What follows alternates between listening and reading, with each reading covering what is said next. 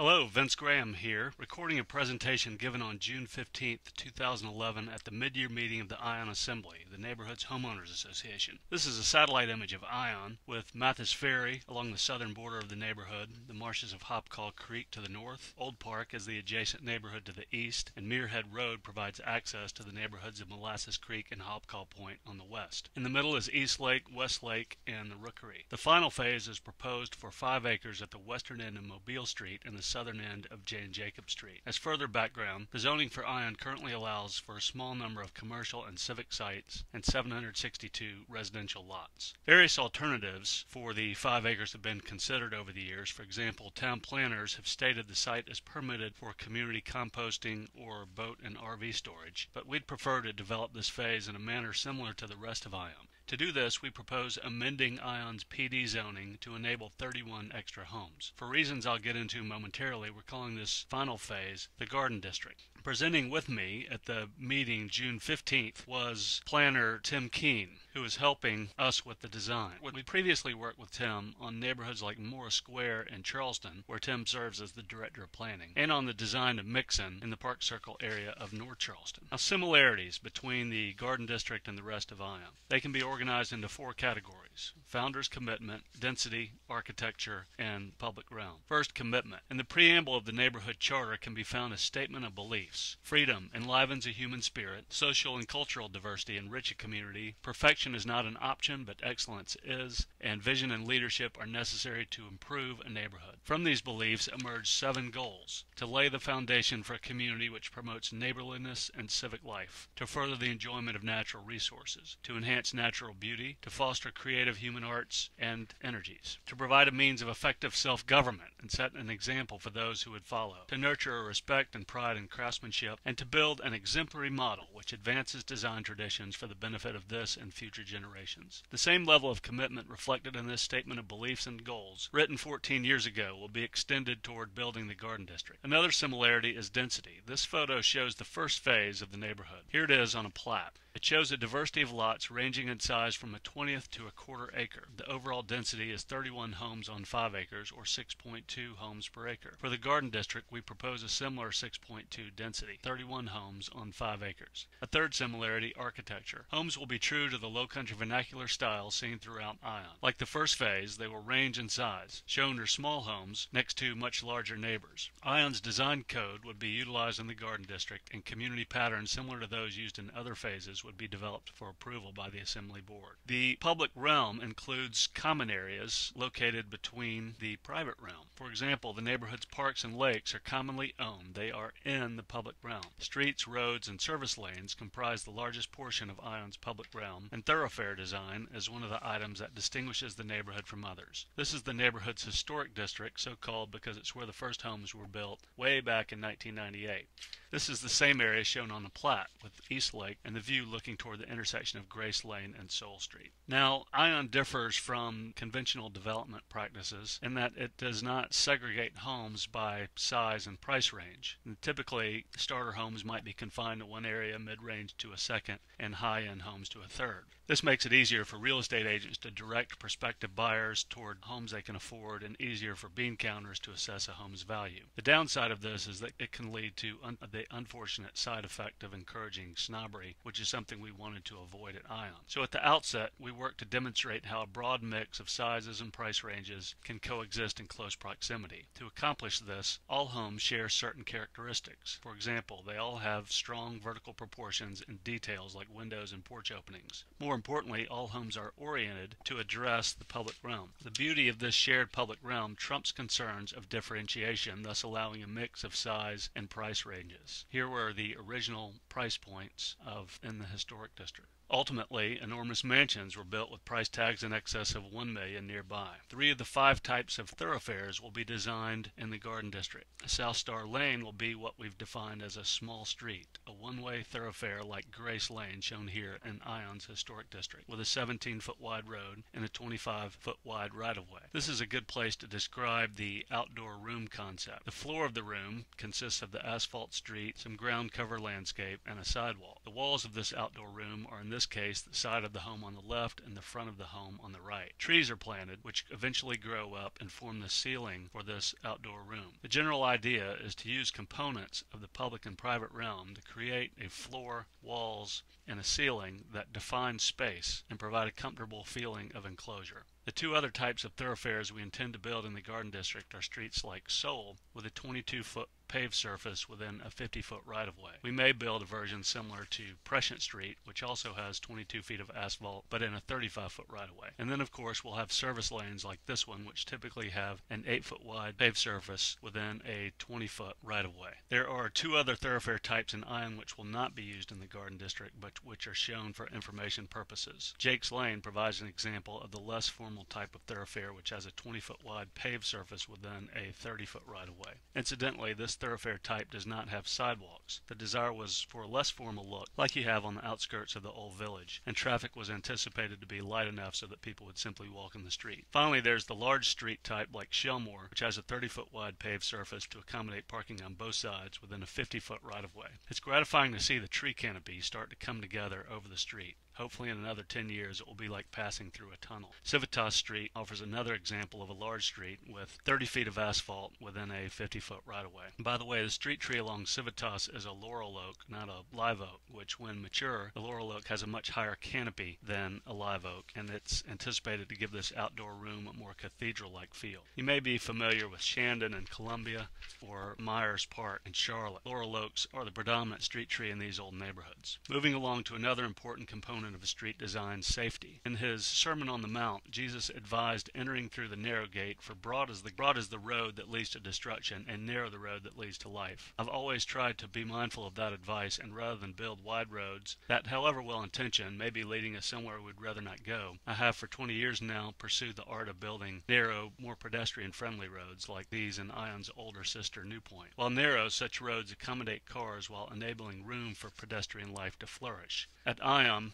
this occurred even in the early days, as demonstrated on Prescient Street during this 4th of July parade from 12 years ago. Narrow roads help calm one's speed and slow drivers down. In addition to narrowing roads, other subtle devices are used to calm traffic. For example, note how Seoul Street deflects, not once but twice, over a relatively short distance. Ponsbury Road also deflects, as does Prescient Street a couple of times. Here's how it looks at ground level. In addition to calming traffic, these deflections make the streetscape more interesting. The inspiration came from studying the design of streets like Legree, Church, East Battery, and South Battery in downtown Charleston. A similar strategy will be used in Ion's Garden District. So why be so fanatical about slowing speed? Again, it's a matter of safety. In addition to building roads with slow design speeds, in 1998 we initiated a public campaign to draw attention to the importance of driving slowly. 4 years ago, a similar campaign began in the United Kingdom. Check out this terrific website for more information. The British, well known for their reserve, are apparently quite excited about it. In towns and cities encompassing more than 5 million people across England,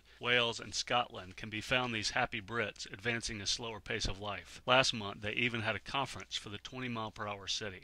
And look at this New York Observer headline proclaiming the secret to happiness is slowing down. Imagine, Yankees in the most hurried city in the world are jumping on the bandwagon. The campaign is going viral. Here's a recent quote from a mayor of Hoboken, New Jersey, urging her fellow citizens to slow down a little bit, as it will make streets safer and more vibrant for those living, visiting, and working in a neighborhood. We didn't choose 20 because it conveniently rhymes with 20. There's reams of data showing the deadly risk of being hit by a car at speeds in excess of 20 miles per hour. So please drive slowly through Ion. Doing so adds only a few more seconds to your trip, and it will help preserve the free-range children environment in which parents feel comfortable allowing their children unsupervised reign of the neighborhood. Maybe it's time to revisit the campaign begun in 1998. After all, we live in the slow country. We must continue to lead by example to give those poor souls living outside our area a chance at a better quality of life. Okay, Vince, all well and good. But don't forget, we live in the USA, where the accommodation of car movement is among our nation's highest cultural priorities. Indeed, as inferred by the late modernist Le Corbusier, much of our economy now revolves around keeping all this going. I understand that and appreciate how much financial and emotional investment we have tied up in automobiles and associated infrastructure. A car is a great tool of mobility, and many of us have fond memories associated with cars. For example, we might have gotten our first kiss in a car. Some of us were even conceived in a car. Such strong emotional emotional attachments give rise to automobile mind, a paradigm which holds the car as the paramount focus of design. A lesson learned over the 20 years I've been involved in building neighborhoods is that whenever development is contemplated, you're going to incite a Pavlovian response as people become supremely concerned about where they will park. This is not surprising once you realize that children are conditioned from birth to believe cars are an integral part of one's life, and the built environment must be designed in a manner that reinforces the idea of a car as prosthetic device, necessary to meet life's daily needs. Childhood training is so thorough, but that by the time one reaches 16, you're eager to go through the rite of passage to obtain a driver's license and ticket to freedom. Convenient accommodation is expected to be immediately adjacent to every destination, to the point where we expect human-scale downtowns like Charleston's to be more like a strip mall. I've developed an animated theory about the origins of automime, which I'll publish later. But my point here is that even for those of us experience the more advanced stages of automime, perceived needs will be addressed in the Garden District. How? Last year, ION's general manager, Chad Besenfelder, upon fielding his 1,000th call from a person concerned about there being enough parking in the neighborhood, undertook an extensive parking study. He went through the entire neighborhood, counting every marked on-street parking space, and then conducted a conservative survey of available off-street parking spaces. He found some homes can easily accommodate parking for 6 cars, and some, like this home, can accommodate parking for 8 cars off-street. Chad's study revealed there are presently 845 marked spaces for 761 homes, 2,700 off-street spaces, and this comes to more than 3,600 parking spaces, or 4.76 spaces per home, not counting available spaces in the parking lots of the club, school, or commercial area. Even though there is likely more than twice as many parking spaces as needed, we appreciate that perception is reality. So to satisfy perceived automime needs, plan for the Garden District exceeds the parking space ratios for the rest of ION, with 37 on-street parking spaces and a similar ratio of off-street spaces for a total of 150, or almost 5 spaces per home. A minimum of 2 spaces per home will be accommodated on each lot, and 37 off-street parking spaces on Jane Jacobs and Mobile Streets and on the lane behind McDaniel Street. Parking along the latter will be carefully located so as not to impede access into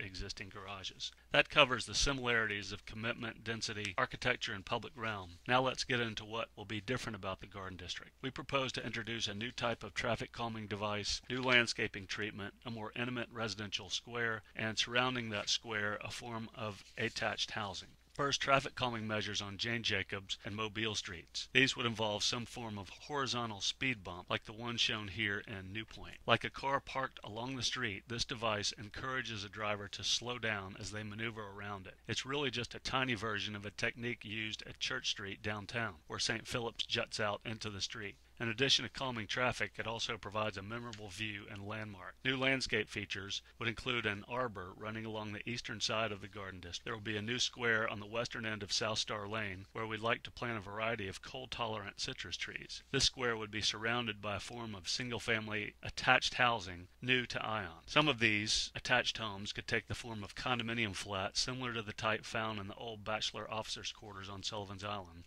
or on this building at the foot of Pitt Street in the Old Village. Also envisioned as a form of attached townhome like that found along Rainbow Row and on Strad Street downtown. My company was recently involved in developing a similar residential square at Mixon in the Park Circle area of North Charleston. The first phase of Mixon included a variety of detached and attached residences surrounding an intimate square, which has proven to be a popular gathering place for neighbors and visitors. Like the Ion Square in the commercial area, the square in Mixon has several means of pedestrian access, including these archways. Speaking of archways, we'll aim to incorporate 2 over South Star Lane that serve as ceremonial gateways into the square. These would be inspired by those found in medieval towns throughout Europe and even in downtown Charleston. If you've ever had dinner at McCrady's, you might have noticed these archways over Unity Alley. We use this method at Mixon with a street passing under this home. These images actually show 2 attached homes, one with blue shutters on the left attached to one with brown shutters on the right. This covers the major factors differentiating the Garden District. To summarize, new traffic calming devices, landscaping treatment, a residential square surrounded by an attached form of housing where up to 10 of the 31 total homes in the Garden District would be able to take this form. Finally, the Ion Company proposes to donate to the Ion Assembly a site to be designated civic use. It will be up to the board to decide what to do with the property. They could leave it undeveloped for years if they wish, but inspired by the success of homeowners who've started the community garden, here are a couple of ideas that would be consistent with the Garden District. My My family has a strong interest in botanical gardens, like the ones that can be found in Atlanta, Clemson, Columbia, and other parts of the Southeast. And while not as grand as the greenhouse at Biltmore Gardens, the site could easily incorporate a greenhouse of a more modest scale. Elton Trueblood once said that a man has made at least a start on discovering the meaning of life when he plants shade trees under which he knows he will never sit. Roger Millikan, who passed away earlier this year, understood this all too well. At the turn of the millennium, he established the Noble Tree Foundation with the purpose of enhancing